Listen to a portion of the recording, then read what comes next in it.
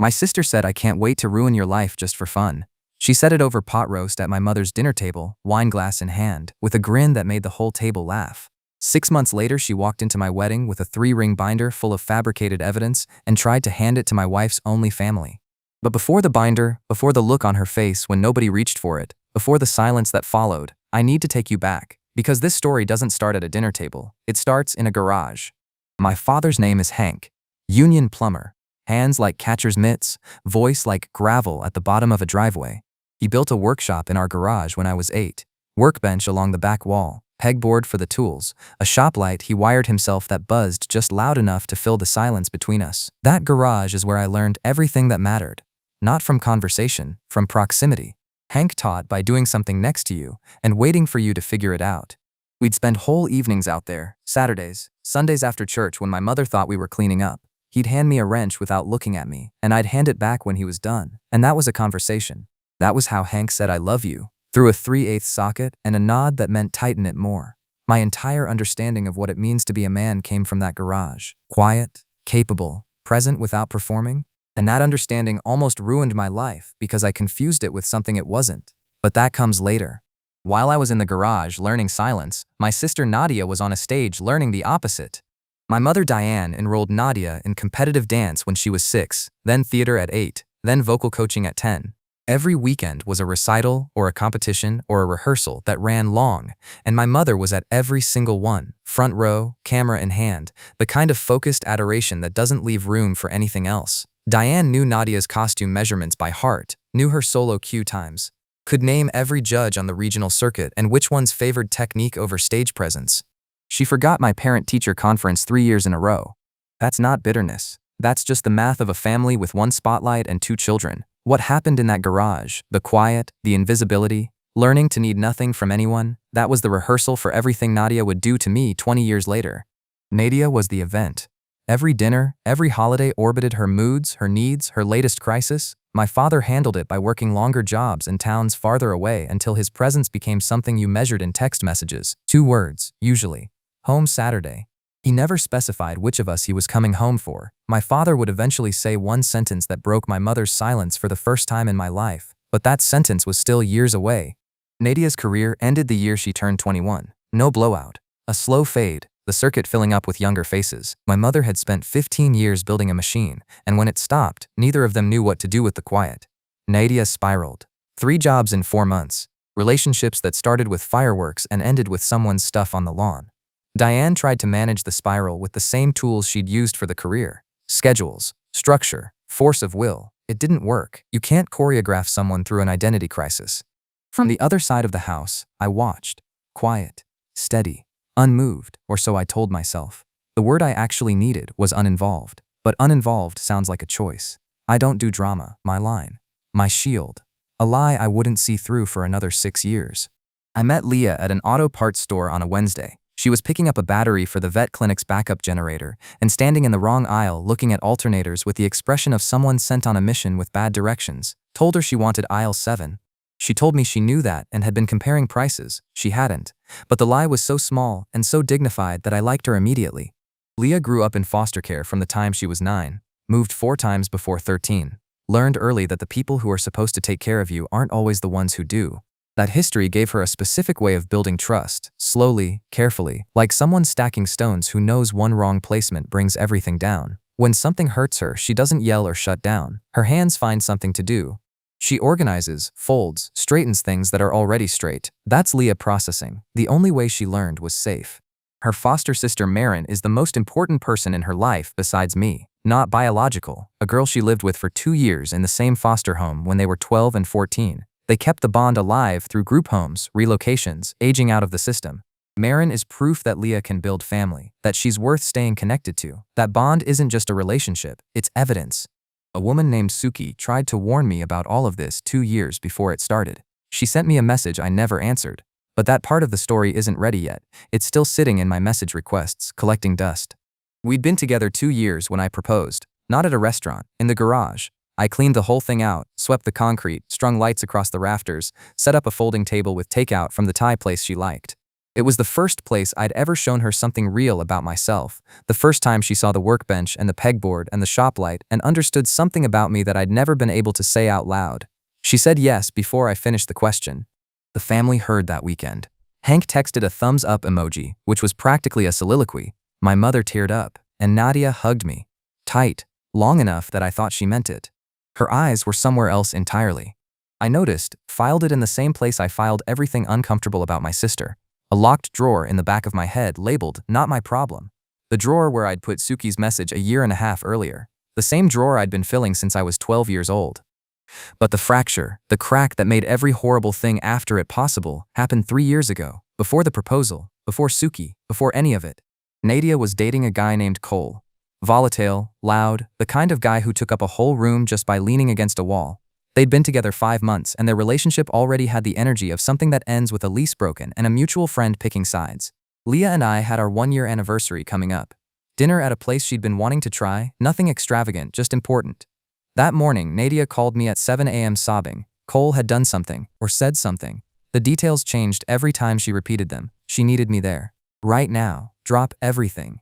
And for the first time in 24 years, I said no. Not with anger, not with a speech. I told her I was sorry, that I'd call her tomorrow, that I hoped she was okay. But I wasn't canceling dinner with Leah because of a fight with a boyfriend she'd been dating for 5 months. The silence that followed was the loudest thing I'd ever heard from Nadia. Then one word, fine. But the way she said it, the flatness, the controlled precision, I knew something had shifted beneath us. Something structural and permanent, the kind of fracture you don't hear when it happens, but feel in everything built on top of it. She never forgave that night, not because I'd been cruel, because I'd done something she didn't think I was capable of. I'd chosen someone else.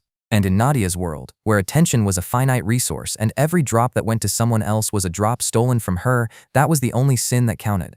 2 years later, she said it out loud at dinner, wine glass in hand, grinning. I can't wait to ruin your life just for fun. The whole table laughed. My mother rolled her eyes and said, "Oh, Nadia."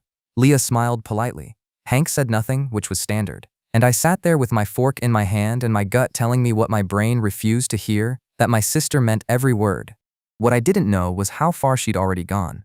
The first thing Nadia did was call my fiancé and tell her I'd been messaging another woman. Not as an accusation, as a confession. That's what made it genius. She called Leah from a blocked number on a Tuesday evening, and her voice was shaking, the kind of shaking that sounds involuntary, the kind you can't fake unless you spent your childhood on a stage learning exactly how to make an audience believe you. I don't want to cause problems, Nadia told her.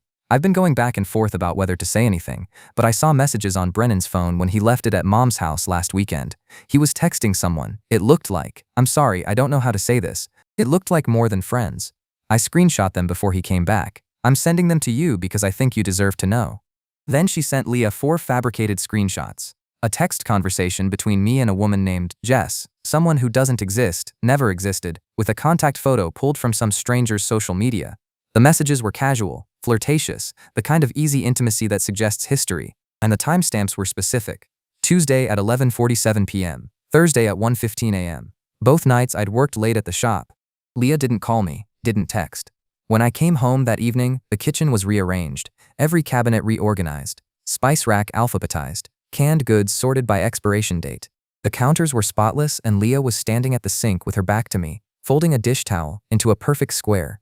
Something was wrong. The apartment was too clean, her hands too busy. The air waited. My first instinct was to not ask. I don't do drama, whatever it is, it'll pass. 2 days of silence. Leah present but unreachable, not cold, not angry. Careful, testing the ground before each step. On the second night, she was sitting on the couch with her legs tucked under her, and without looking up, she asked a question that broke something inside me. Has anyone ever been afraid of you? The room went still. My hands went rigid around a glass of water. The question didn't make sense. Not from Leah, not directed at me. I'm 6'1", 190, and I've spent my entire adult life being deliberately gentle, holding doors, stepping aside on sidewalks. Learned early that being a big, quiet guy means you have to actively project safety or people fill the silence with assumptions. Nobody had ever been afraid of me. Nobody had ever had a reason to be. No, I told her. Why? She looked at me for a long time, then she showed me the screenshots. The ground dropped, not because anyone believed them, because someone had built them.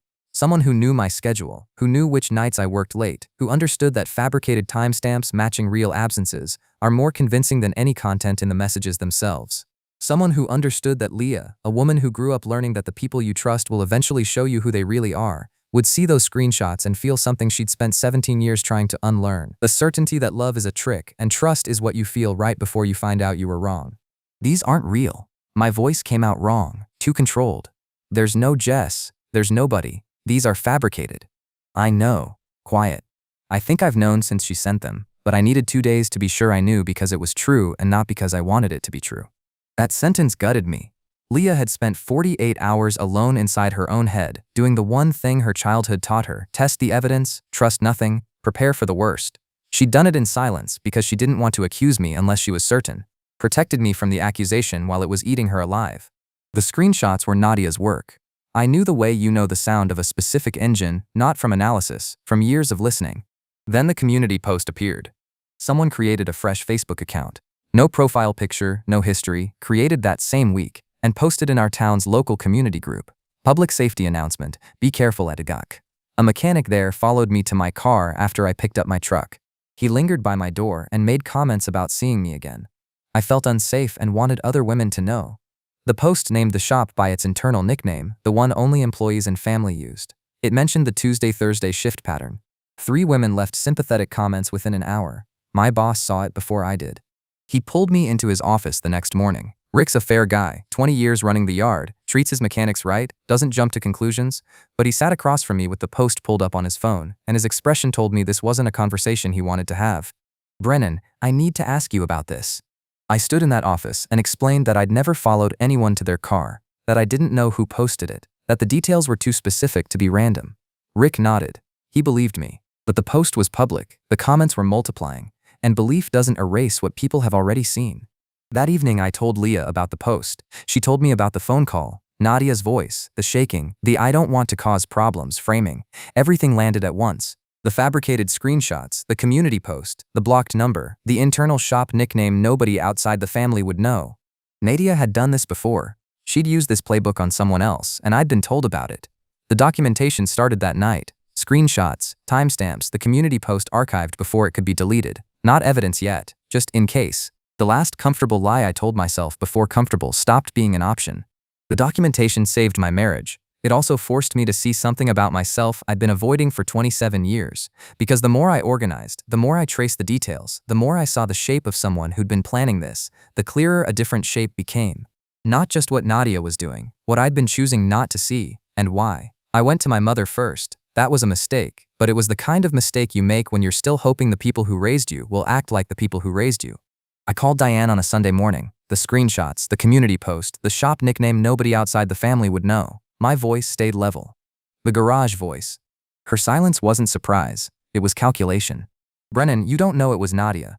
The screenshots referenced my shift schedule. The post used the shop's internal name. She called Leah from a blocked number and manufactured text messages. Have you talked to her about it? That question was the answer. Not "are you okay?" Not "have you reported it?" Have you talked to her? In Diane's operating system, the solution to any Nadia problem was to absorb Nadia's reaction and adjust yourself around it. The problem was never what Nadia did, always someone else's response. I'll handle it. She exhaled, with the relief of someone being let off a hook she never should have been hanging from. I drove to Nadia's apartment on a Thursday evening. She lived in a second-floor, one-bedroom on the east side of town. The kind of place that looks temporary even after 3 years. Takeout containers in the recycling. A couch she'd gotten off someone's curb. Nothing on the walls except a framed photo from a dance competition when she was 13.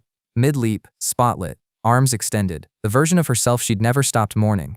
She opened the door like she'd been counting the days. Took you long enough. She leaned against the doorframe, arms crossed, the posture of someone who'd rehearsed this scene. Her kitchen became my courtroom. The screenshots, the community post, the blocked number call to Leah, the shop nickname, the shift schedule. My voice stayed level, practiced on the drive over, controlled the way Hank taught me to handle a pipe wrench, steady pressure, right direction. Nadia listened without interrupting. Arms crossed, hip against the counter, she let me finish. When the last word landed, she tilted her head, the exact angle I'd seen her use on stage when she knew the judges were watching, and delivered something I was not prepared for. Do you have any idea what it's like to be the project? I didn't respond. Mom decided who I was before I could decide for myself. Every Saturday, every competition, every smile rehearsed until it stopped being mine. She built me into something, and then, when the something stopped winning, she just stopped, like unplugging a machine. And you were out there in the garage with Dad, being nobody, needing nothing, this self-sufficient little ghost who got to just exist without anyone expecting you to perform.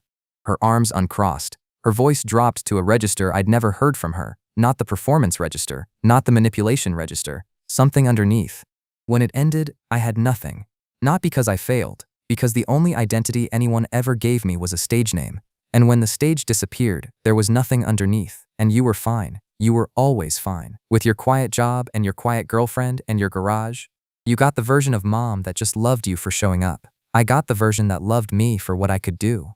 She was crying, not the tears I'd seen her deploy at family dinners, the ones that appeared on cue and disappeared when the room's attention shifted. These were different.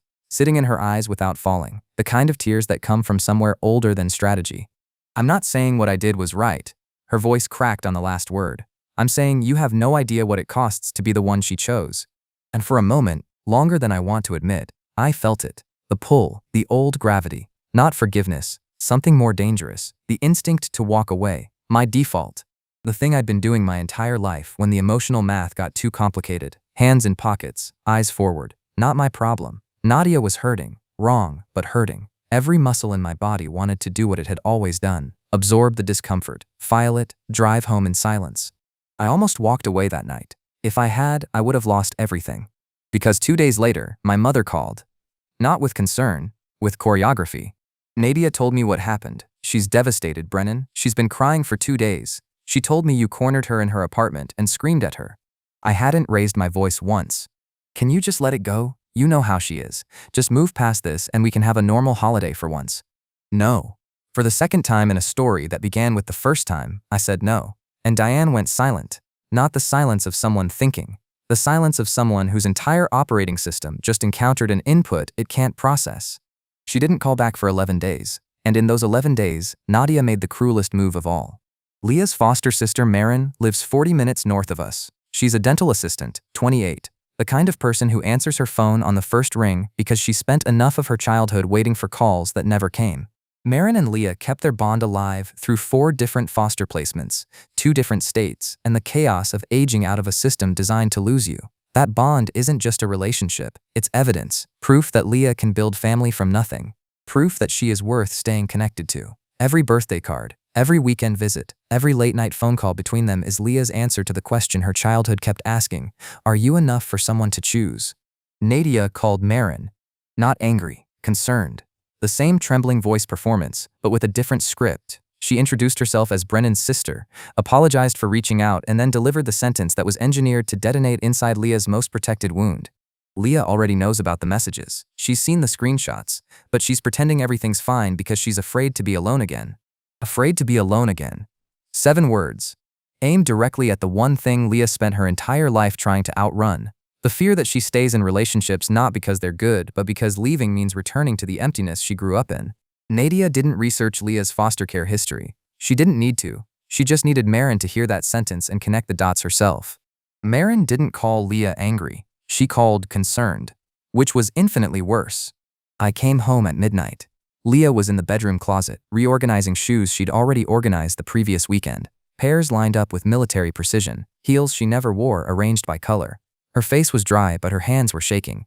Marin called, she told me without turning around. She asked if I was okay. She asked if I was staying with you because I was scared of being alone. The closet light cast a yellow stripe across the floor between us.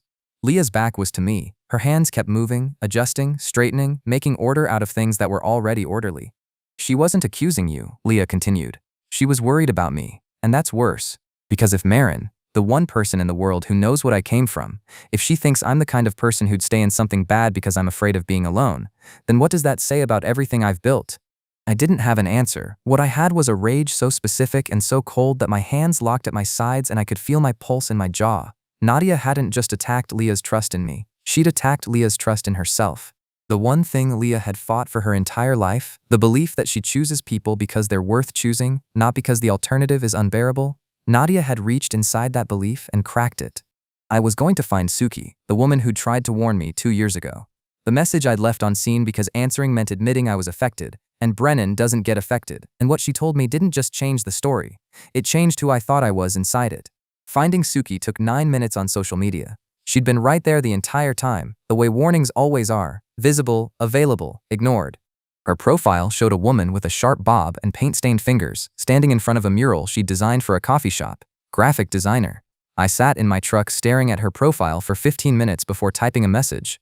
"This is Brennan, Nadia's brother. I think we need to talk." 3 minutes later. "I've been wondering how long it would take you." We met at a diner off the highway. Cracked vinyl booths, coffee brewed sometime last century. Suki was already there, calm. The specific calm of someone who processed something so thoroughly that talking about it feels like giving directions to a familiar place. She told me the whole story without me having to ask.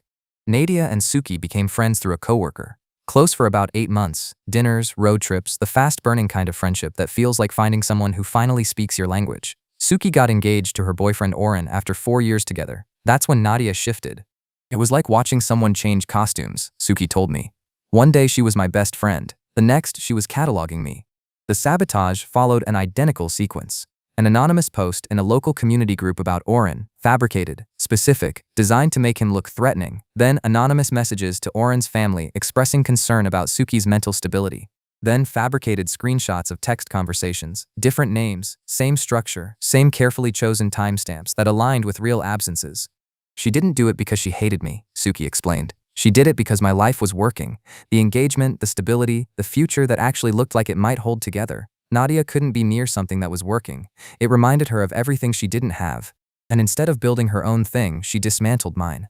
Oren didn't believe the fabricated evidence. His family did. The engagement got postponed. Then postponed again, then quietly dissolved. Suki and Oren held on for another 5 months before the weight of it, the constant defending, the exhaustion of proving you're not the person someone invented, ground them to nothing. "We didn't end because of a fight," Suki continued. "We ended because we were tired. Nadia didn't destroy the relationship. She just made it so expensive to maintain that we couldn't afford it anymore." I felt the blood leave my hands. "That's what she's doing," I managed. "To me, right now, the same playbook." "I know." Suki turned her coffee cup in a slow circle. "That's exactly why I messaged you." The diner hummed around us, silverware clinking, a cook calling an order, and somewhere underneath all of it, a sound I could only hear inside my own chest. The low, structural groan of something I'd been holding up for years finally giving way. "You messaged me 2 years ago, after Oren and I fell apart, after I figured out what she'd done and traced it all back.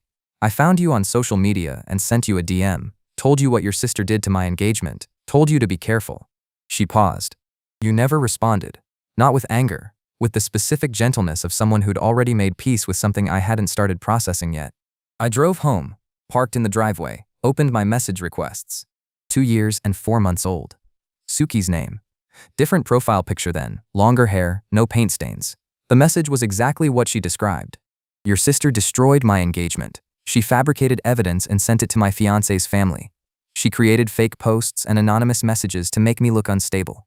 I don't know if she'd do the same to you, but I wanted you to know. Please be careful." 51 words. Delivered, seen, never answered. My hands gripped the steering wheel even though the engine was off. The way Hank grips a wrench, not to use it, just to hold something solid while everything else shifts. I didn't ignore Suki's message because I didn't believe her. I ignored it because believing her meant admitting my sister was capable of destroying someone's life on purpose, that the family I grew up in had produced something dangerous, and the heaviest part, admitting I was affected, that the careful distance I'd maintained for 27 years, the garage quiet, the measured nod, instead of the difficult conversation, was a costume, a performance, same as Nadia's, just wearing different clothes. She performed for an audience. I performed for myself.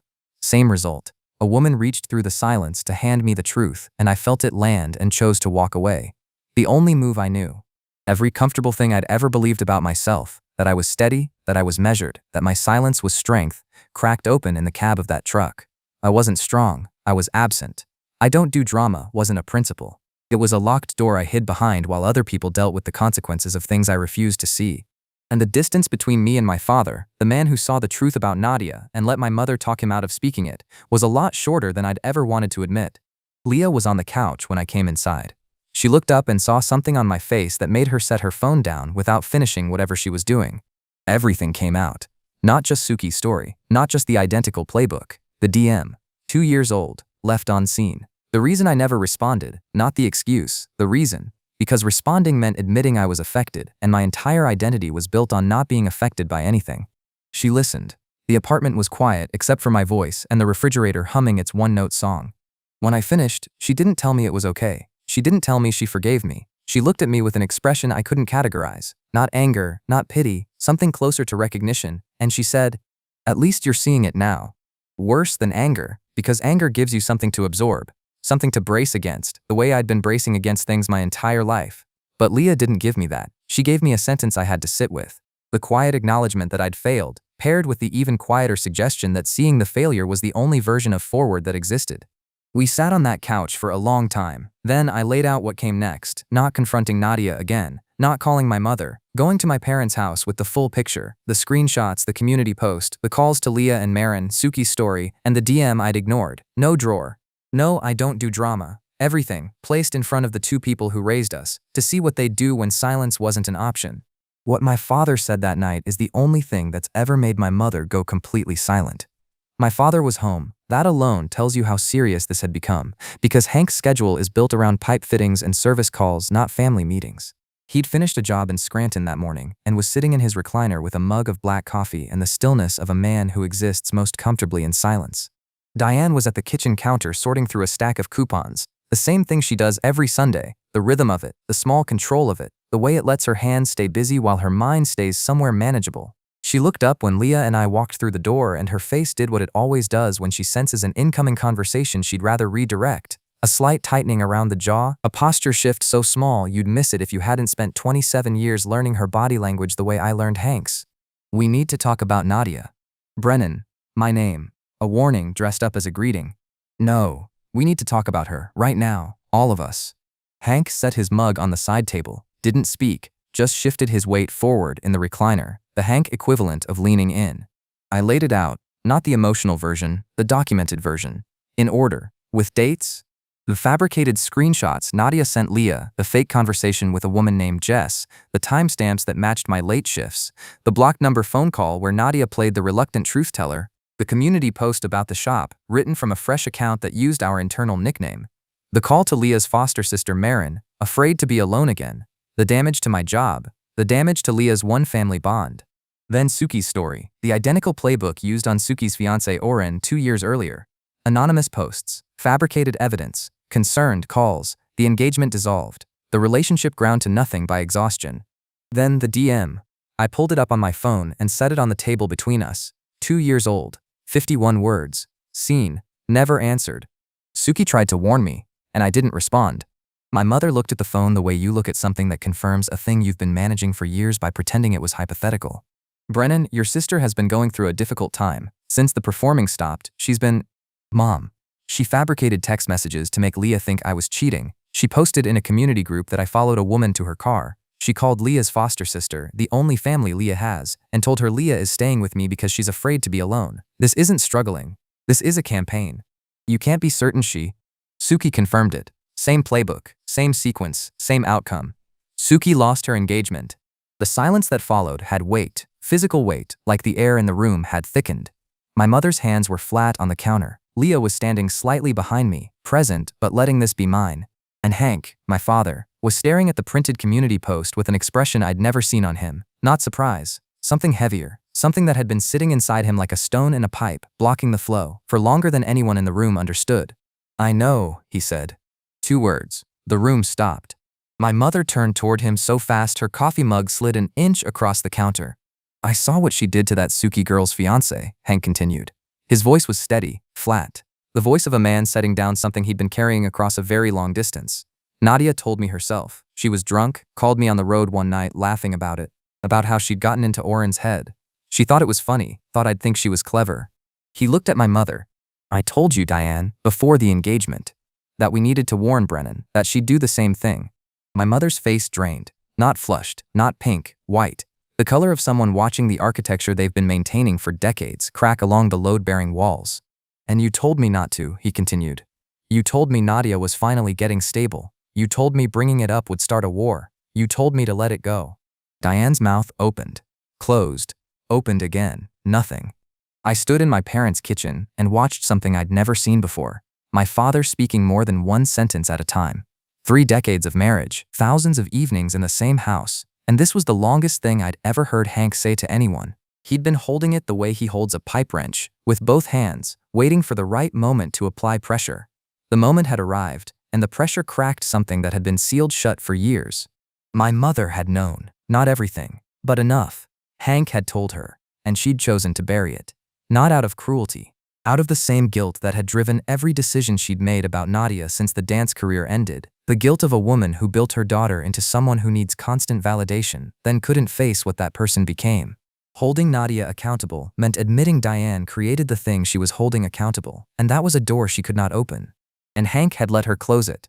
The man who communicated through socket wrenches and silence, who showed love by fixing what was broken, had, at the one moment it mattered most, allowed his wife to convince him that the broken thing didn't need fixing.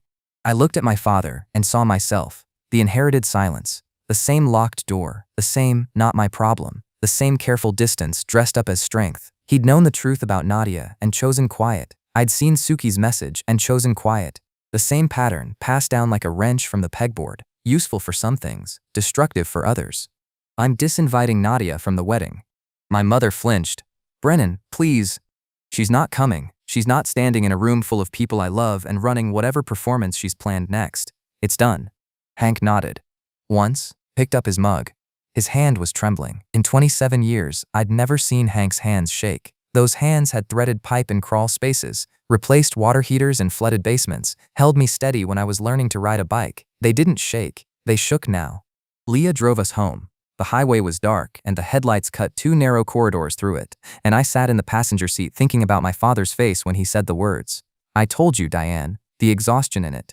A man who communicated in 2-word texts had been carrying a full paragraph inside his chest for months, and when he finally let it out, it broke the one person in the room who believed she was holding everything together. That night, I called Nadia and told her she was not invited to the wedding. Silence. Then a laugh. Sharp, dry, the kind of laugh that has no humor in it. Then silence again. The line went dead. The voicemail arrived 3 hours later. 4 minutes and 9 seconds. I know the length because I've listened to it more times than I should admit. It started with crying. Real crying, no words for the first 30 seconds, just the sound of someone trying to compose themselves and failing. Then composition arrived, and with it the script. You're making the biggest mistake of your life. You're letting that quiet little foster kid turn you against your own family. You've always been jealous of me, Brennan, always. Hiding in that garage pretending you're above it all when really you're just scared. Mom knows it, Dad knows it, everyone knows the only interesting thing about you is that you're my brother. The crying was gone, the voice was steel. And when this falls apart, and it will, I won't be there. I won't pick up the phone. You'll be standing in that garage alone, and you'll finally understand what it feels like to be the one nobody comes for. Then, at the very end, almost whispered, you were supposed to be on my side. That last line kept me awake until 4 in the morning, not because it was cruel, because underneath the performance, underneath the threats and the rewriting of history and the shot at Leah that made my blood go cold, there was something in her voice I almost didn't recognize. She sounded scared. Not of me, not of losing the invitation. Scared of becoming the person people protect themselves against, the person whose calls get screened, the person whose name makes a room go quiet. She could feel herself becoming that, and instead of stopping, she was accelerating, because Nadia only knew one speed, the same way I only knew one response, the same way Hank only knew one volume. I saved the voicemail, added it to the folder. And for the first time since this started, what I felt wasn't anger, it was something worse. Something that looked a lot like grief for a person who was still alive. The wedding was on a Saturday in late October. We held it in the garage. Leah and I spent 3 weekends transforming the space. Hank helped, which meant he showed up at 7 a.m. with his tool belt and didn't leave until the light was gone. Workbench cleared to one wall, string lights across the rafters. Farmhouse tables rented from a woman who runs an event company out of her barn. Concrete swept and sealed, the pegboard stayed up. Leah wanted it there. The first place I'd ever shown her something real about myself, and she refused to hide it for a party. We chose the garage because we wanted something that meant what it was. No stage, no audience, no performance. The same space where my father taught me to work with my hands and where I'd proposed with string lights and takeout and a ring I'd been carrying in my toolbox for 2 weeks. Hank arrived early in a charcoal suit, slightly too tight in the shoulders, tie knotted with the focused determination of a man who'd watched a tutorial in the driveway. He found me by the workbench and stood there looking at the space we'd built, hand on my shoulder. Squeezed once, let go. That was Hank's toast. My mother sat in the second row, mascara already smudged from crying in the car. She hugged me carefully, the hug of someone who knows she's on probation. Leah's foster sister Marin drove down that morning. She'd called Leah 2 weeks earlier, after Leah had told her the full truth about everything, the screenshots, the community post, the phone call from Nadia, and Marin had cried on the phone and said, "I'm so sorry I doubted you for even a second." She arrived with a card she'd written by hand and a look on her face that said she was going to hold herself together no matter what. 12 rows of chairs on sealed concrete. Shop light unplugged. String lights doing all the work. Leah walked down the aisle in a consignment store dress. Simple, clean, no train. She looked like the most specific version of herself, just Leah. Hank walked me to the front. He'd asked if he could, and when Hank asks for something, you understand the weight because he almost never does. His grip on my arm was tight. When he handed me to Leah, he shook her hand with both of his, and she covered his hands with hers, and something passed between them that I couldn't hear but felt. We said our vows. Leah cried during hers. Marin cried during Leah's. For 30 minutes, the world was exactly what it was supposed to be. Cocktail hour at 5, garage doors open to the driveway, October air with that clean, cold edge. Hank's brother telling a story about a plumbing disaster from '97 that involved a fire hydrant and a very angry homeowner. Leah beside me with a glass of cider, her hand on the inside of my elbow, everything warm and right and ours. Then her hand tightened. She wasn't looking at me. She was looking past me, toward the end of the driveway. Nadia was walking up the concrete in a white dress. Not off-white, not cream, white. She was carrying a black 3-ring binder against her chest, and her heels were clicking on the driveway with the rehearsed rhythm of someone who'd practiced an entrance in her apartment that morning. My first instinct, the old one, the inherited one, was to go still, hands in pockets, not my problem. But the instinct died before it reached my muscles, because it wasn't true anymore. It was my problem. It had always been my problem. And every time I'd pretended otherwise, someone else had paid the price. Leah found my eyes. Her voice was steady. "She's here. What do you want to do?" Not "I'll handle it." Not "should we call someone." What do you want to do? Because that's who Leah is. A woman who builds trust like someone stacking stones, and who gives you the choice because she trusts you to make the right one. "Give me a minute." Nadia walked into the garage like she was walking onto a stage. She scanned the room for her audience and found Marin standing near the drinks table. She moved toward her with the binder extended, already opening her mouth. "Marin, I'm so sorry to do this here, but there are things you need to." "We know." Marin's voice was quiet, firm, the voice of a woman who'd spent a lifetime learning to stand her ground in rooms that tried to push her out of it. Leah told me everything, all of it. Nadia stopped, not a dramatic pause, a system failure. Her body was still in presentation mode. The binder extended, the expression arranged, the performance loaded and ready to deploy, but the script had hit a wall it couldn't route around. She looked at Hank's brother, standing nearby with a drink in his hand. He shook his head once. She looked at 2 of Leah's coworkers from the vet clinic. They weren't angry, they weren't hostile. They were watching her the way you watch someone who has walked into the wrong building and doesn't know it yet. The binder lowered an inch. I walked over. My shoes were quiet on the sealed concrete. The string lights above us threw long amber lines across the garage floor, and the October air coming through the open doors carried the smell of dry leaves and cold metal. "Nadia." She turned to me, and her face did something I had never seen in 27 years of sharing a last name with her. The performance dropped, not like a mask being removed, like a signal dying. The charm, the calculation, the constant awareness of who was watching and how to play them, gone. What was underneath was smaller than I expected. Confused, blinking, like someone who'd been running a program their entire life and the program had just crashed and they didn't know what their face was supposed to do without it. She didn't rage. She didn't deliver the monologue she'd probably rehearsed in her car. She stood in a garage full of people who saw her clearly for the first time, holding a binder full of fabricated evidence that nobody would ever open, and she had nothing, no audience, no angle, no play. "You should go home, Nadia." I said it quietly, not with cruelty, not with triumph, with the specific exhaustion of someone who spent 27 years loving a version of a person that may never have existed. Her mouth opened, closed, opened again. Then she turned and walked back down the driveway. The clicking of her heels on the concrete got quieter and quieter until it disappeared under the music coming from inside the garage. I watched her car pull out, taillights shrinking down the street, and what I felt wasn't relief or vindication or satisfaction. It was grief. Disorienting, bone-deep grief. Not for what Nadia did, for who I kept hoping she was. The sister who was funny and sharp and capable of loving someone without keeping score. The version of her that might have existed underneath the performance and the pain and the endless need to be the center of every room. I'd been mourning a living person for months without knowing it. Standing in that garage, watching her taillights disappear, I finally let the funeral happen. Leah found me a few minutes later. She didn't ask if I was okay. She just stood next to me and put her hand on the back of my neck, and we watched the driveway go dark together. The wedding continued. People danced on sealed concrete under string lights. Hank danced with Leah, slowly, awkwardly, and when the song ended, he leaned down and whispered something that made her press her face into his chest. She never told me what he said. My mother watched from her chair. She clapped. She smiled. But she didn't come to the floor. Something between us had shifted, not broken, honest in a way that made it smaller. That's the trade. Honesty costs you the comfortable fiction. What remains is real, but there's less of it. That was a month ago.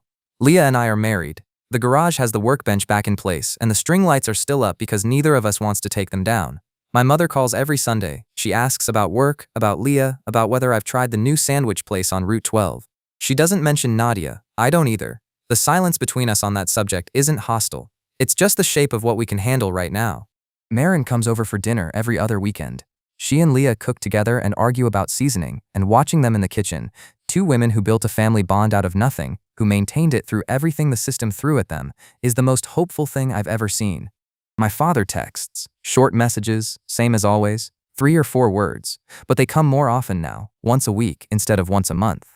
Last Thursday, he sent me a photo of a sunset from a job site, no caption. It's taped to the pegboard in the garage now, next to a photo of Leah on our wedding day. Nadia and I haven't spoken since the wedding. Where she is, what she's doing, whether she's found a new audience or learned to exist without one, none of that has reached me. Some nights I think about her standing in the garage with that binder, the confusion on her face when the room didn't respond the way she'd rehearsed, the way she looked without the performance, small, lost, genuinely bewildered, like a kid who showed up to a recital and found the auditorium empty. And then I think about the message I left on scene. 2 years, 51 words. A woman I didn't know, reaching through the silence to hand me the truth, and me choosing the locked drawer. I'm not the hero of this story. I'm the guy who finally opened his eyes, years after he should have, and discovered that seeing clearly costs more than staying blind. It costs you the sister you invented, the parents you thought you had, the version of yourself that was strong instead of just absent.